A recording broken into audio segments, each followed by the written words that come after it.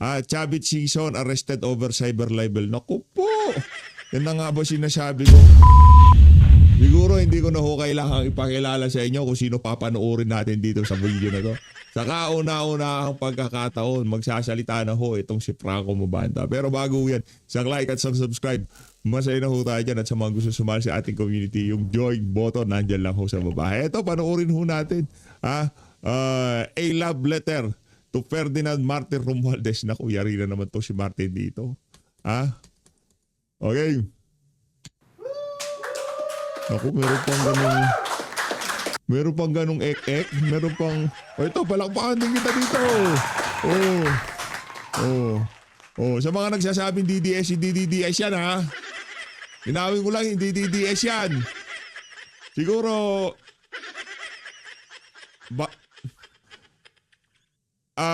ang pagbanat kay Martin Romualdez ngayong mga panahon na to, yun ang tamang gawin. Kasi, yun ang tamang gawin at yun ang dapat gawin ngayong mga panahon na to. Kasi alam naman ho ng bawat isang Pilipino kung sino talaga ang mastermind dito sa mga maanomalyang flood control project na to. At kung sakaling ito si Franco Mabanta ay napuputol ang usapin ng flood control kay Martin Romualdez, may problema rin ho tayo dito sa mama na to. Kaya wag ho kayo masyadong magpabola. Kumbaga dito araw ng Webis ngayon, madaling araw, ay wala ho kayong wala kayong pumapanood. Sabay-sabay ho natin panoorin itong pagsasalita na to ni Franco Mabanta. Pagdating siya, delivery, action, mahuhusay yung mga yan. Hindi naman magiging PGMN niya kung di mahusay yan, di ba? Okay? Well, don't stop.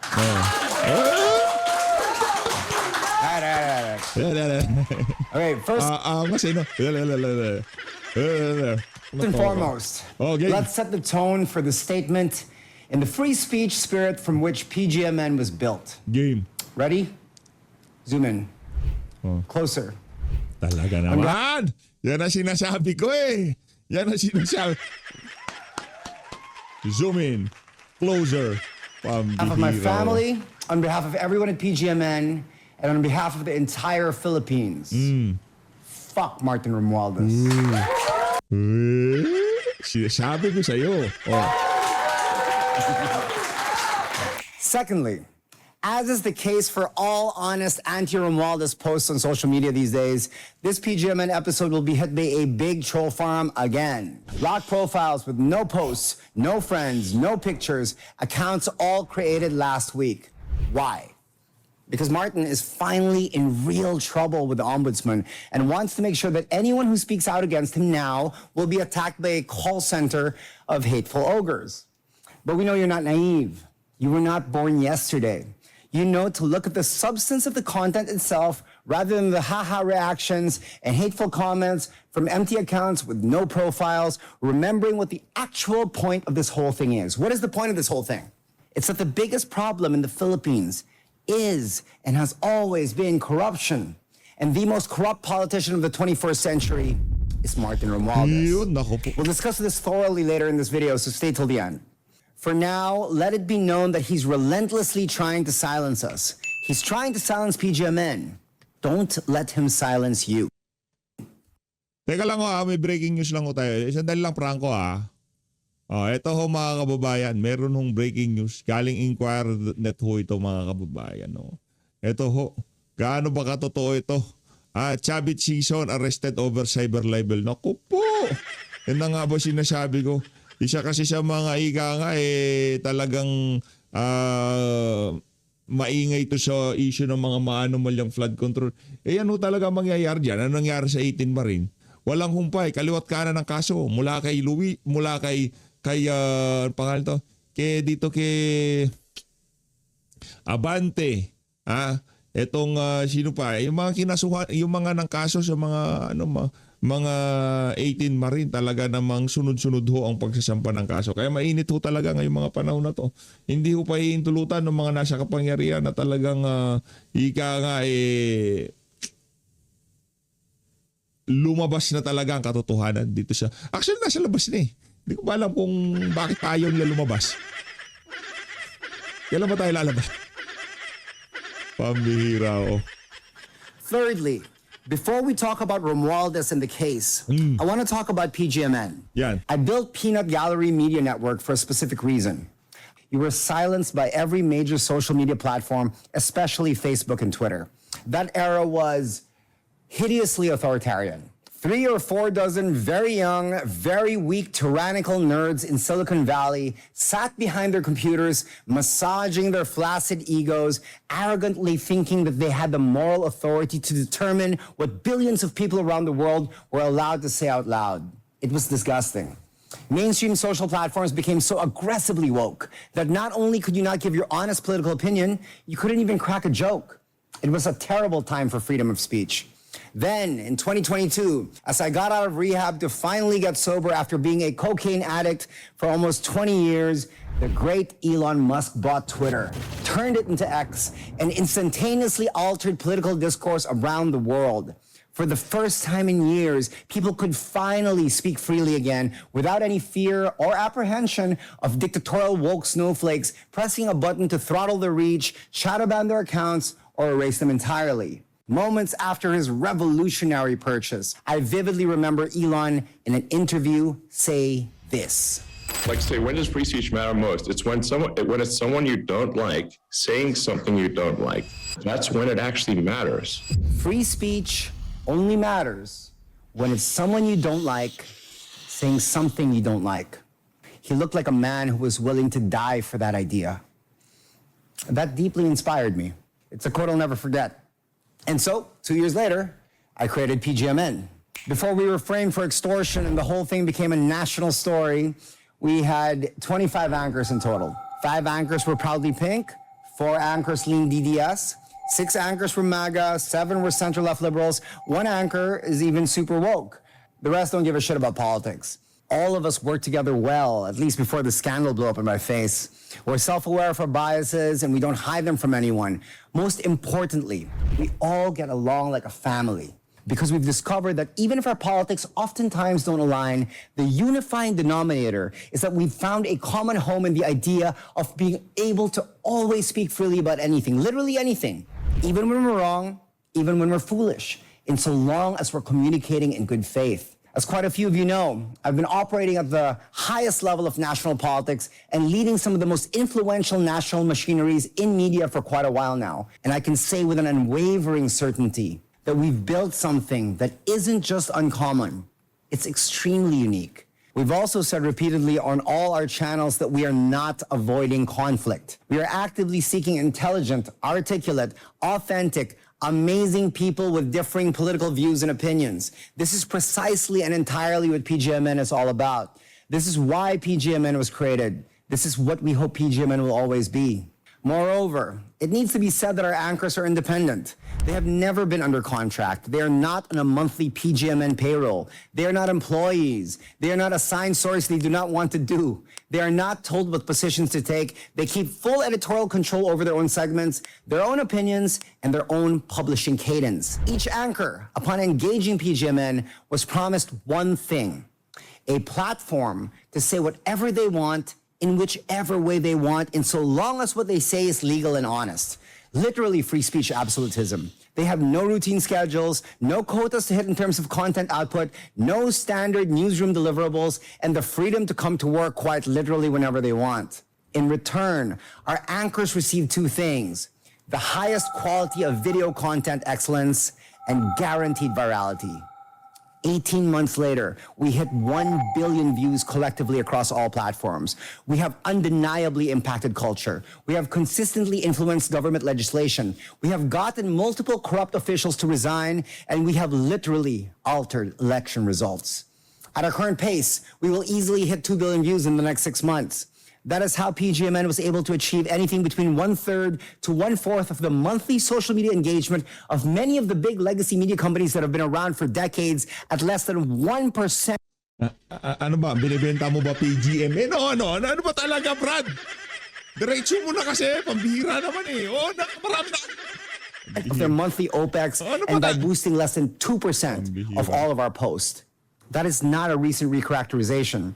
That is how PGMN was built from the start, with that specific strategy in mind.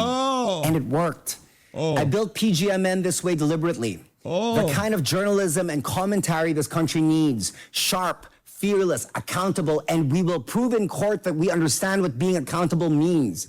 cannot be produced by anchors taking orders from a corporate assignment desk. It can only be produced by real industry experts who chose off their own free will to publish on a platform that gives them the production infrastructure and the audience reach to do their work at scale. What PGMN provides, the studios, the world-class editing, the strategies, the cutting-edge AI native production stack, the multi-platform distribution system, the rabid, faithful audience, a network infrastructure design unprecedented in Philippine media, and the best young social media team the country has ever produced. What our anchors provide, their voice, their judgment, their reporting, their varied specializations, their reputation, their decisions about what is worth covering and what is not, their expertise, and their excellence. There are a lot of things you can criticize us for. Yes, we may have been mean at times. We may have been too anti-woke. We may have been perhaps a bit rude to the haters in our comments. And maybe, and this is just in terms of the editorial, not the videos of the anchors themselves, but maybe we made the strategic decision to never criticize Bongbong Marcos, Sara Duterte, or Leni Robredo. But do you know what PGMN has never done? PGMN has never lied. I challenge the haters in our comments to find in our 18 to 19 months that we've been publishing, to find any piece of content wherein you can prove that we maliciously lied about anything. Yeah, we made mistakes for sure, and we've happily and I think consistently corrected any of those mistakes, all of them, I think. But we've never maliciously lied. We never outright went out of our way to lie about anything. And I think the supermajority of the people who follow us can attest to that. The people who follow us, especially the people who are assessing in good faith, they know what's up. Fourth, regarding this whole alleged extortion case, there's nothing I want more than to tell you my side of the story. Nothing. I don't think it's possible to comprehensively explain how painful it is to know you're innocent, to have in your hands and your lawyer's hands all the tangible, indisputable evidence that will prove your innocence, and yet to have to muster the daily strength and restraint to withhold all legal information. Right now, I don't have the emotional or the psychological luxury to care whether you believe me or not. I'm just saying that holding my tongue in this moment and under these circumstances is easily one of the most difficult things I've ever had to do. The very first thing the good judge said at our first court appearance is that because of the tremendous public interest in this case, to not discuss any elements of the case publicly. I fully intend on respecting her wishes. What I can say is that so far, by every conceivable metric, and I mean this sincerely, is that in my opinion, the judge has come across as fair and honest. And because of that, I am confident we will win. Fifth and lastly, let's talk about Martin Romualdez. Yan, kay Martin Romualdez Why is tayo. Romualdez? Yung ano, dapat siguraduhin yung ano yan ha. Di pwedeng si Martin Romualdez lang kasi pag PGM sinasabi niyo Martin Romualdez. Hanggang kay Martin Romualdez lang tayo. Nako, malabo yan. Mahirapan tayo dyan. Baka imbis na ika nga makuha nyo simpatsya ng ating mga kababayan, lalo lang masolidify yung mga aligasyon sa inyo. Kasi pag naputol tayo kay Martin Romualdez, malaki problema natin dito. Doing this. That I can tell you. The former speaker is in the most precarious and unstable position of his life. He feels desperate and unsafe because he is finally in real legal danger. Let me explain. 6 weeks ago, the country was set ablaze with this one headline. Zaldico arrested in the Czech Republic. He was set to be shipped back home to the Philippines. What did Romualdez do? Do you remember? He panicked. He tried to leave the country. He said he had to go to Singapore for his heart condition. He was going to run like a little bitch. The Office of the Ombudsman courageously and correctly blocked his flight. Boying Remulia's exact words, accurately translated. I tried to say this in Tagalog, but I couldn't. It's very difficult for me to read in Filipino. But anyway, this is the exact English translation. Open quote. We did not respond favorably to the request that he be allowed to leave. The problem is that it is too extreme of a coincidence that Zaldico was captured and then suddenly Martin Romualdez intends to leave the Philippines. If this sort of behavior is continually allowed, we may lose all the people we're meant to hold on to. All the people who are meant to be made accountable or answerable will escape our jurisdiction. We too have to take care of our rights as a nation. We have a right as Filipinos to tell Martin Romualdez, you cannot leave. And what did Martin do? He panicked again. He did something he never does. He sat in front of a camera just like this and issued a statement. He said, in so many words, I know things about this administration. If I go down, you go down. That's essentially what he said. Now, what has made Martin Romualdez so desperately anxious? There's a lot of things. Apart from his overabundance of powerful enemies wanting to expose his superabundance of crimes, in my opinion, there are two main reasons, and these two reasons are both facts. The first reason is that the First family hates Martin Romualdez. They hate him. I know that many of you in the comments are skeptical of this. There's quite a number of you that think this is all for show, that this is all a ruse, and that the president won't actually go after his cousin. I understand why you think that, but I have it on good authority. I know people who are very close to the president on a personal level. I know people who work at the office of the president, and I know people who work with him on a daily basis on a political level. They all tell me that this resentment is absolutely real. Why? Because they all feel like Martin betrayed them. As a fun side note, I have heard from multiple people that work under him or have worked under him that the richest man in the country, my hero, Enrique Razon, the $14 billion Nasabi ko sa iyo, may hero. Palakpakan natin ang hero niya. Enrique Razon, palakpakan natin. Pambihira, oo.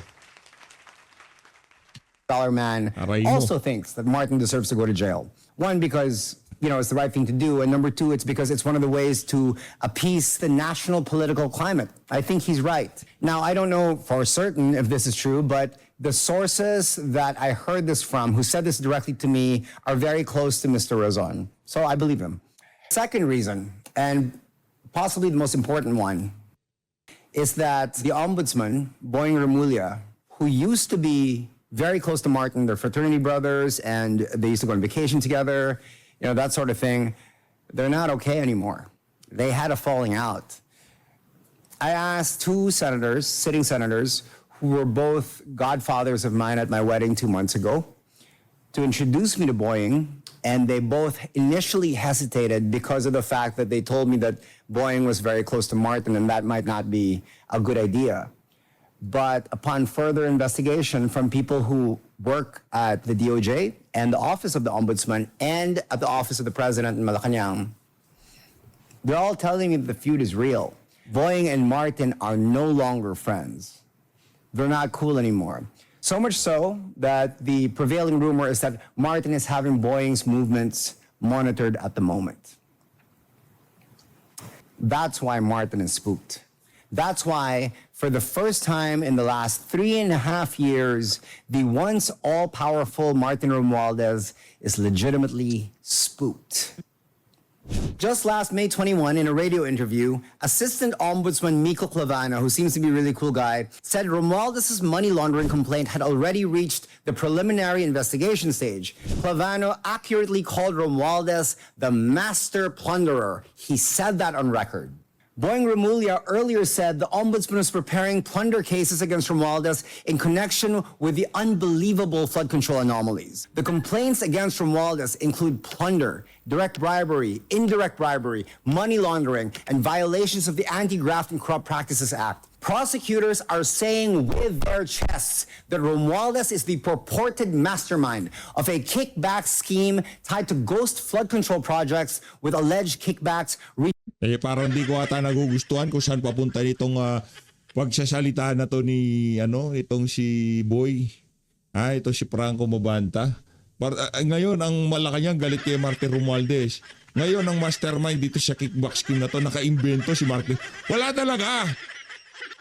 O sinong amo ni Amena Pangandaman? Si Martin Rom. Hindi, yahan muna natin. PH, masyado ka nang mamadali. Okay, tuloy natin. Reaching approximately 56 billion pesos. The pressure is no longer just political. The Court of Appeals has issued a freeze order covering assets linked to Romualdez, including 25 bank accounts and 10 insurance policies under his name. The order also covered additional bank accounts, insurance policies, an investment account, property accounts, and real estate assets linked to an alleged business associate and a corporate entity.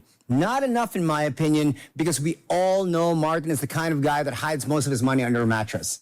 And as I mentioned earlier, the Sandigan Bayan also issued a precautionary whole departure order against Romualdez after the ombudsman said it found probable cause that he might leave the country to evade arrest and prosecution. That means the former speaker is now facing 3 layers of legal pressure: covered assets frozen, foreign travel restricted, and a money laundering complaint already under preliminary investigation. Romualdez has denied wrongdoing out of desperation and insists that there is no evidence that proves he committed plunder, conspiracy to commit plunder, or any similar offense. But with the ombudsman probe advancing, his camp is no longer only fighting the allegations.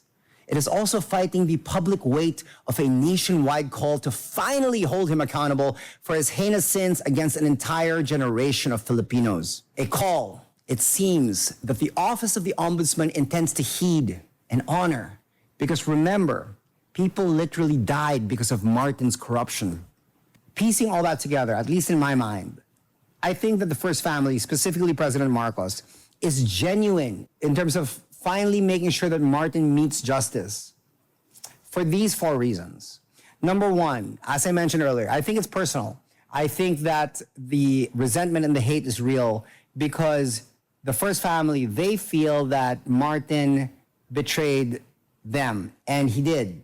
Number 2, it's strategic. I don't see... Ang masasabi ko lang ho dito, yarin lang mga English ng English tong mama na to. Bullshit.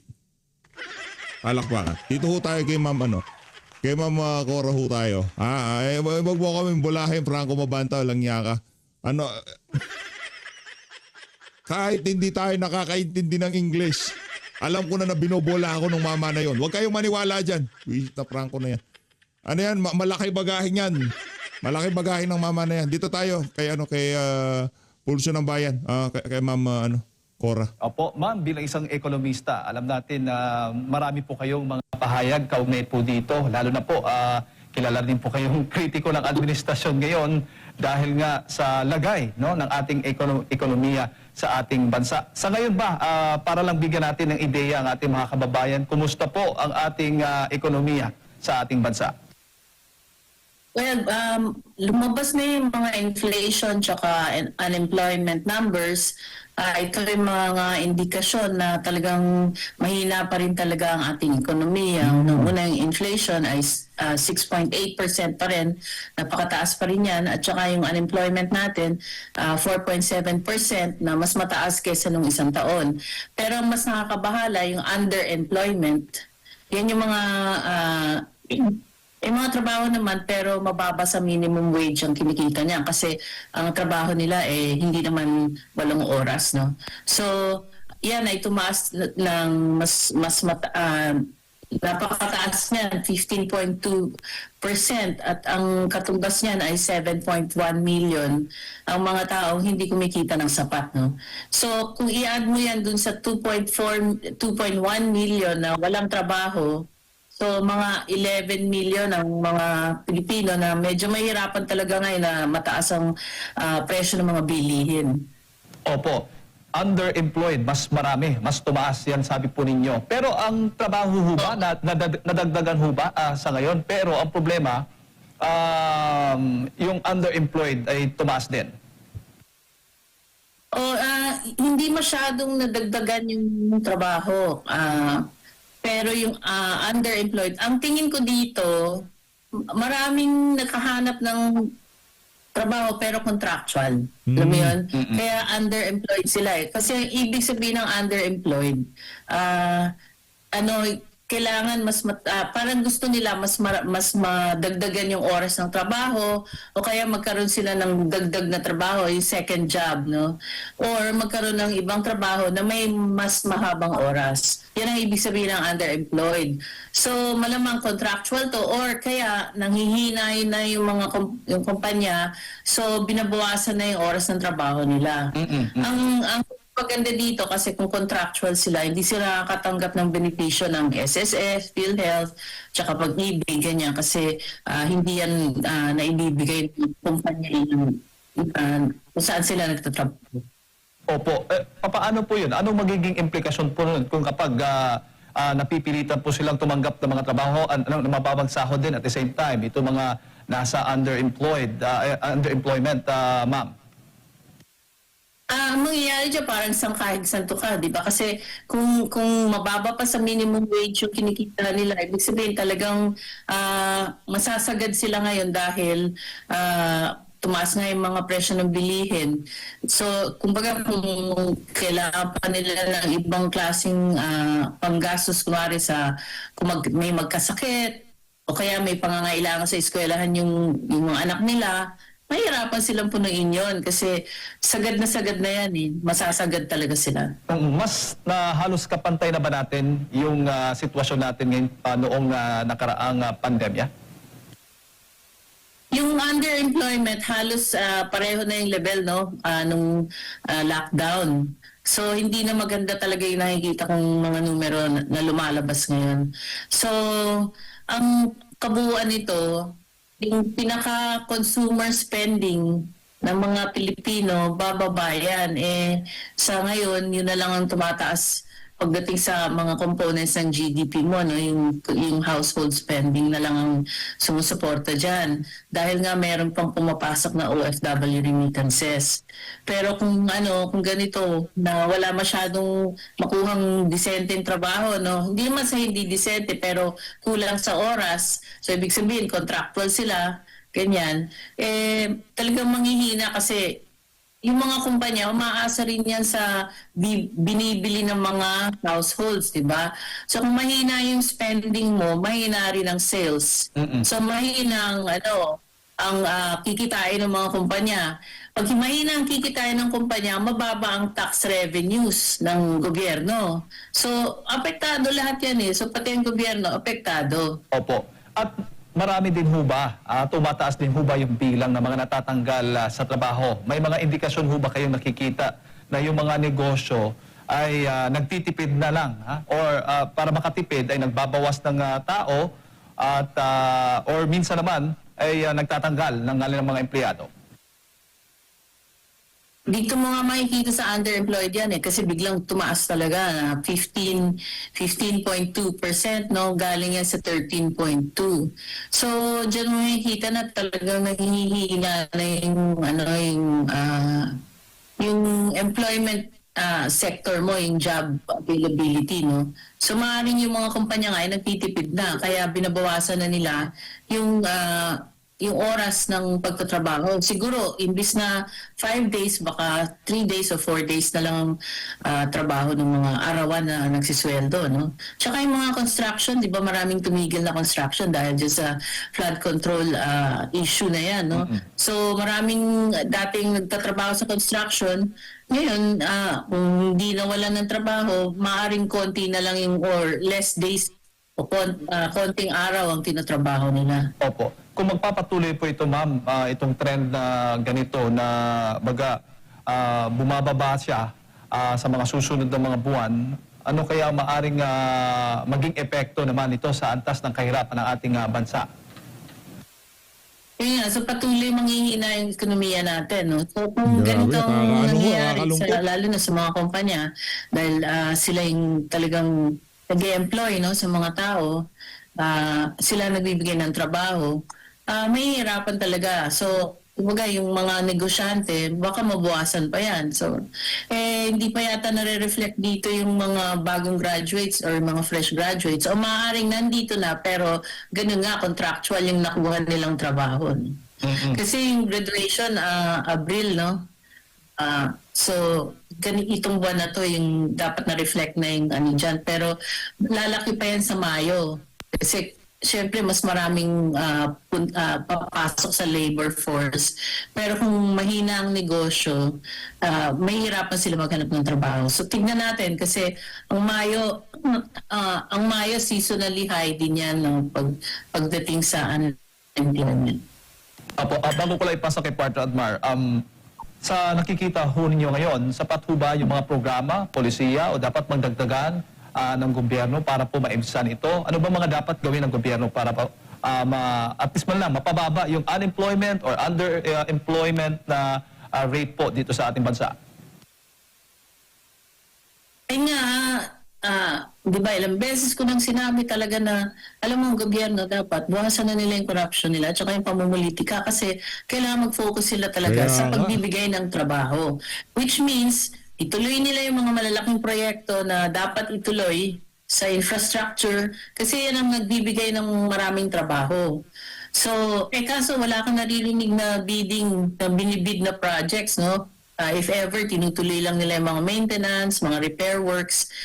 So, dati nang meron yon.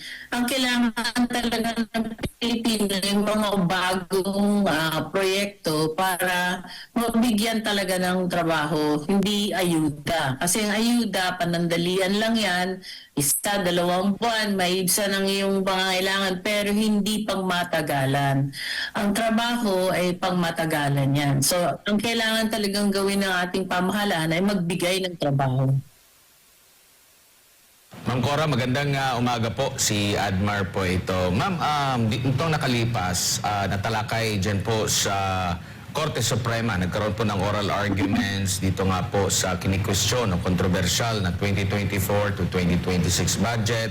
Marami pong mga detalye, mga questionabling detalye na nabulgar po dito. No? Sa mga ganito pong usapin na nakukwestiyon yung atin pong pambansang budget, makapaghihina po ba ito lalo na sa mga kakayahan po ng ating bansa na makipag-ugnayan sa ibang bansa para magkaroon tayo ng mga tinatawag ng mga foreign assisted projects?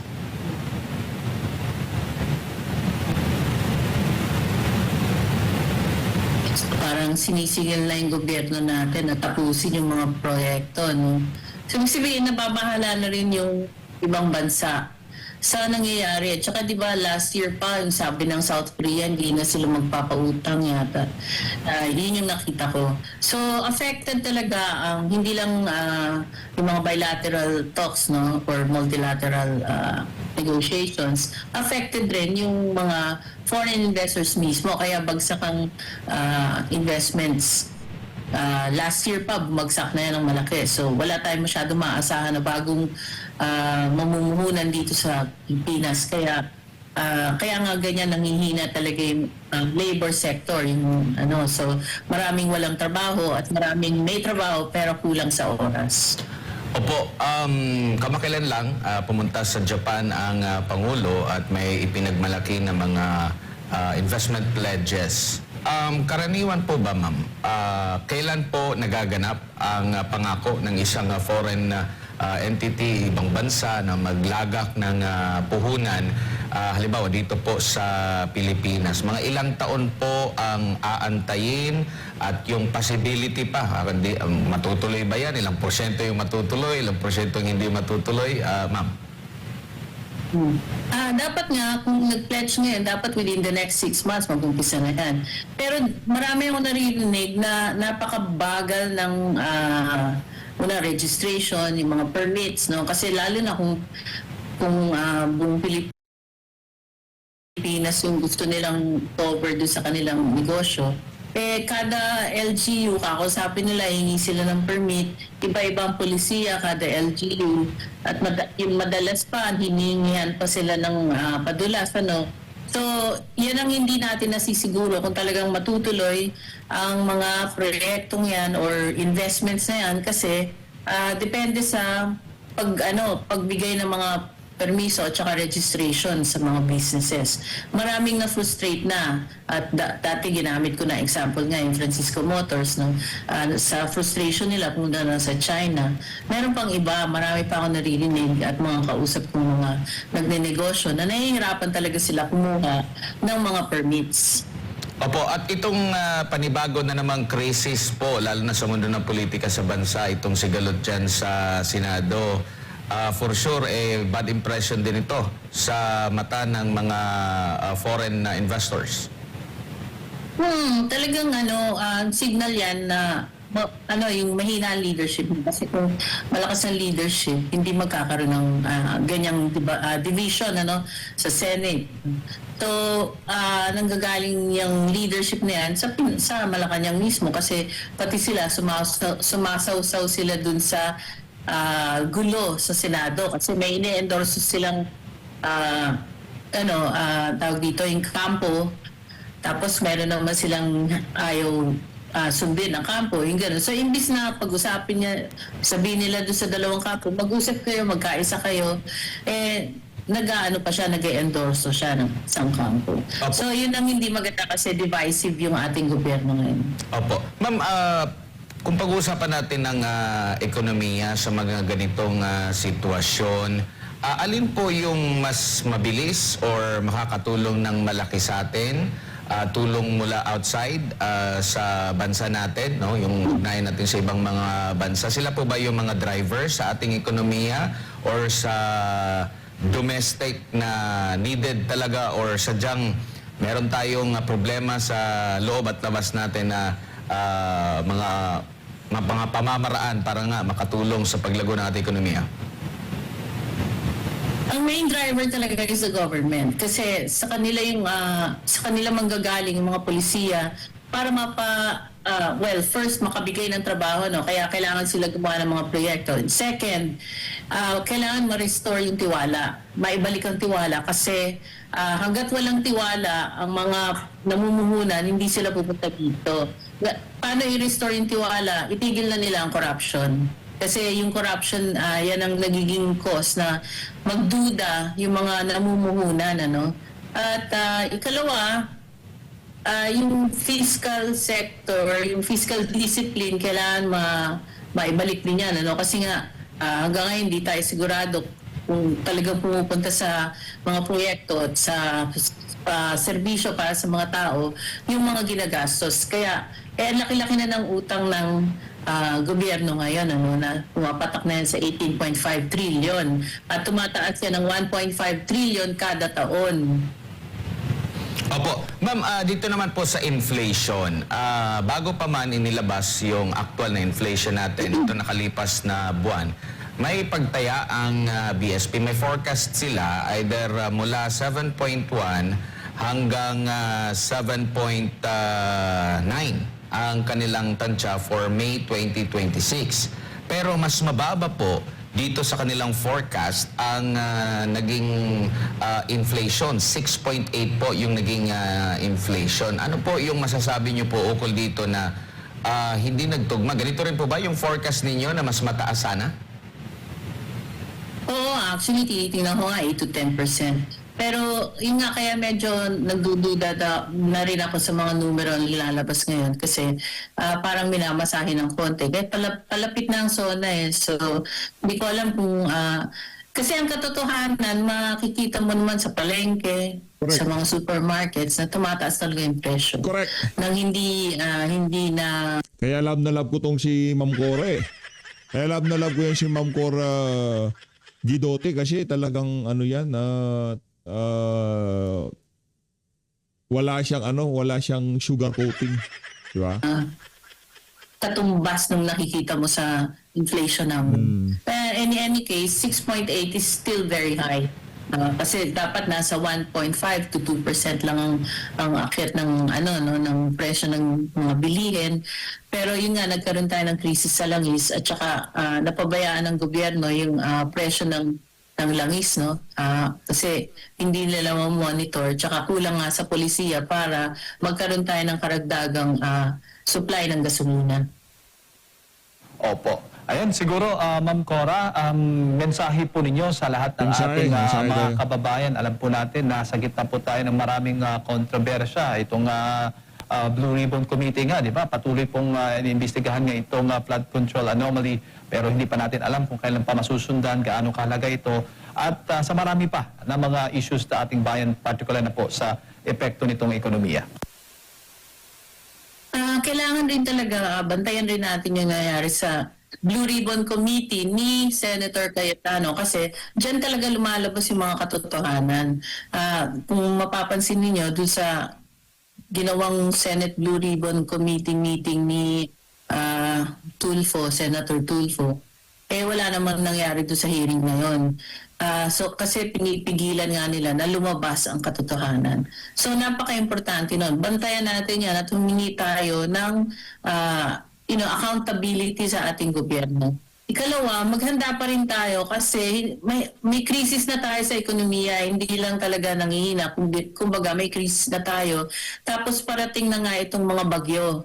So, dadami na naman ang masasalanta ng malalang baha, no? Kasi wala nang nangyaring mga flood control projects. Imbes ay naging ghost projects at binulsa ng ibang kawatan yung mga dapat na gamitin para sa mga proyektong yun. So, kailangan maghanda tayo kasi dadami pa yung mga sakuna. Nauna na nga itong earthquake, ano? So, hindi rin naasahan yan. At syempre, lindol talaga hindi may naasahan yan. Pero yung mga bagyo, maaasahan natin na dadating at dadating yan. Alright. Ma'am Cora, maraming Palakpakan natin. Ito si Ma'am Cora Guidote. Palakpakan natin. Idolo. Maraming salamat po mga kababayan. Mag-ingat po kayo lahat. Huwag kayong magpapabudol sa mga bangag, sa mga nagsasalita naman sa social media. Nako, sabihin ko sa inyo, ito lang, simple lang. Pagka ang itong issue ng mga maanumalyang flood control napuputol sa mga ibang individual at hindi ito nagdedire-diretso, magtanong na ho kayo. Hindi pwedeng kay Martin Romualdez lang to. Ito sinasabi ko sa inyo mga kababayan. Pagkatapos nung happy nila noong mga panahon na yon, talagang kapit-bisig sila, mayat maya meron silang meeting dyan sa House of Representatives, Sandro Marcos, Martin Romualdez. Noong talagang kulang lang, maghalikan yung mga yan Mayat maya, nasa Malacanang sila, nagkakamayan. Ngayon, galit na ang first family dito kay Martin Romualdez. Huwag nyo kaming lokohin. Matagal na kaming mulat. Mulat na kami. Ayun, salamat, mag-ingat ko kay lahat. Yan sila problema. Yan ang problema. Para dito kay Boy, usapin mo yung yung hero mo, si Rason. Pambihira, oo. Brad, wag ganon. Wala akong galit dyan sa mama na yan.